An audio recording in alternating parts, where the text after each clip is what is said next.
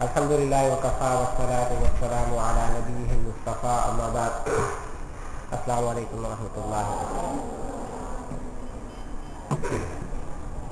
ہمارے پیارے نبی حضرت محمد مصطفیٰ صلی اللہ علیہ وسلم نے ارشاد فرمایا ان الصدق ینجی والکذب یہلک، کہ جو سچائی ہے، صداقت ہے، وہ انسان کو نجات دیتی ہے اور جھوٹ انسان کو ہلاک کر دیتا ہے.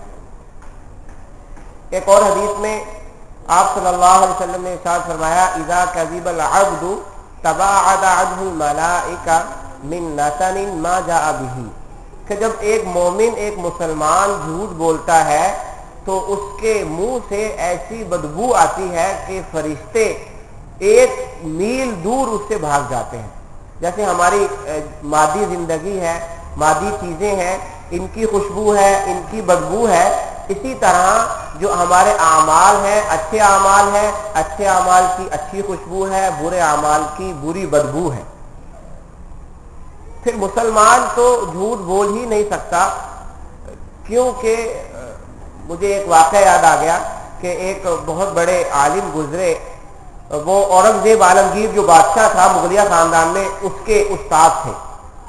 تو جب اورنگزیب عالمگیر بادشاہ کی حکومت آئی، اس نے عدل و انصاف کرنا شروع کیا، پورے ملک میں امن و امان ہو گیا. تو وہ جو اس وقت کے چور اچکے تھے ان کا تو کام ختم ہو گیا، کیونکہ وہ چوری کر کے اپنا پیٹ پالتے تھے، ڈاکو تھے، ڈاکہ ڈال کر. تو وہ سارے پریشان ہو گئے کہ اب کہاں سے کھائیں.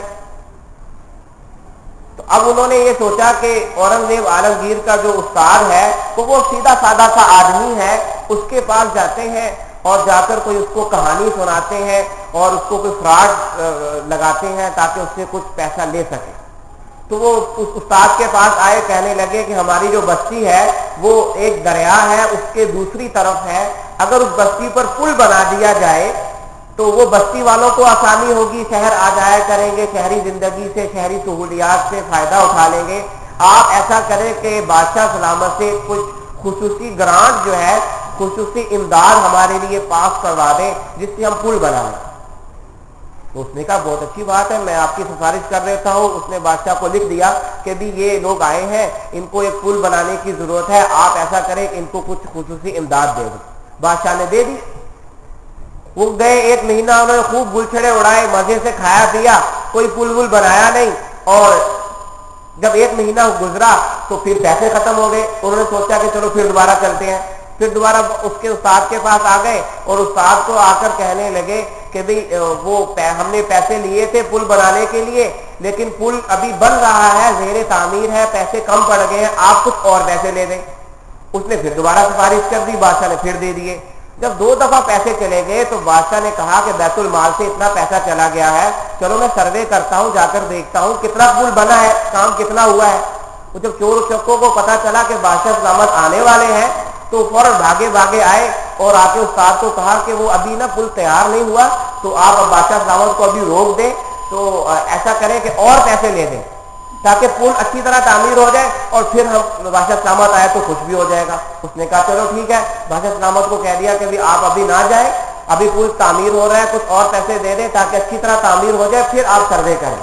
اس نے کہا چلو ٹھیک ہے، ہمارا استاد کہہ رہا ہے اور چلو کر دیتے ہیں. اس نے اور زیادہ گرانٹ دے دی. اب جب تیسری مرتبہ بادشاہ نے کہا اب تو میں نے جانا ہی جانا ہے سروے کرنے کے لیے، تو تیسری مرتبہ وہ لوگ آئے اور ان کو جب پتا چلا کہ بھی اگر ہم یہاں بادشاہ پل دیکھے گا، پل تو بنا ہی نہیں، ہم نے تو سارے پیسے کھائے ہیں، پل تو بنا ہی نہیں، اگر ہم نے یہ بادشاہ سلامت آ گیا اس کو پتا چل گیا انہوں نے پیسے کھائے ہیں، وہ تو پھانسی پر لٹکا دے گا.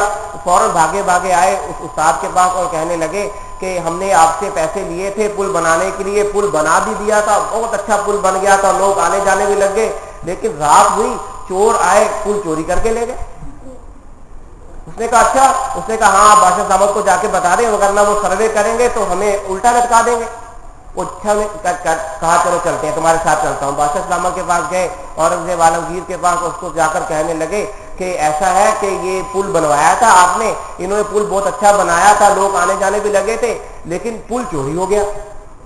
تو بادشاہ ہنسنے لگا. اس نے کہا کہ استاد محترم کیا پل بھی کبھی چوری ہوا ہے؟ پل بھی کوئی چور لے کر گیا کبھی؟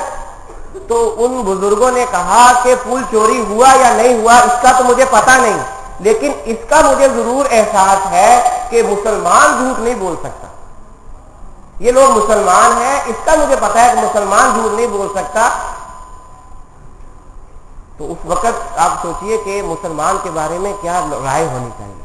اللہ تعالیٰ مجھے بھی آپ لوگوں کو بھی جھوٹ بولنے سے خوب حفاظت فرمائے. السلام علیکم.